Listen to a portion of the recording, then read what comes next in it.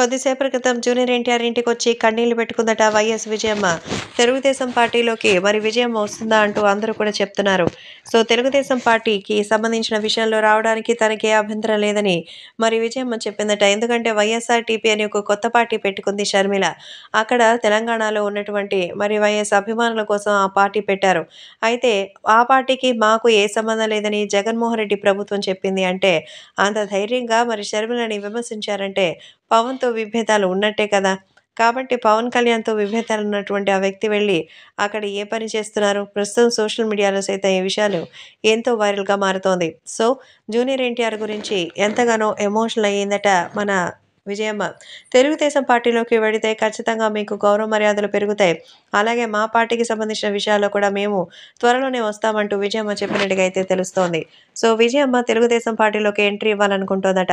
Already వైసీపీలో ఒక కొత్త పార్టీ పెట్టగా అక్కడి నుంచి తననే పార్టీ నుంచే వెలివేశారు. అందుకే రాజకీయాల్లో రావాలని షర్మిల ఆలోచిస్తోందని, ఖచ్చితంగా తనకి ఒక మంచి లైఫ్ ఉండాలని కోరుకుంటున్నట్టుగా అయితే తెలియజేశారు. ప్రస్తుతం ఈ విషయం అయితే ఎంతగానో వైరల్ అవుతోంది. ఇక అభిమానులు అయితే వేరే రేంజ్ అని జూనియర్ ఎన్టీఆర్ కోసం ఇప్పుడు ఏకంగా విజయమ్మ రావడం చాలా ఆనందంగా ఉందంటూ చెప్తున్నారు. సో, ఈ విజయమ్మ తెలుగుదేశం పార్టీలోకి చేరితే అప్పుడు గాని జగన్‌కి బుద్ధి రాదు అంటూ చెప్తున్నారు.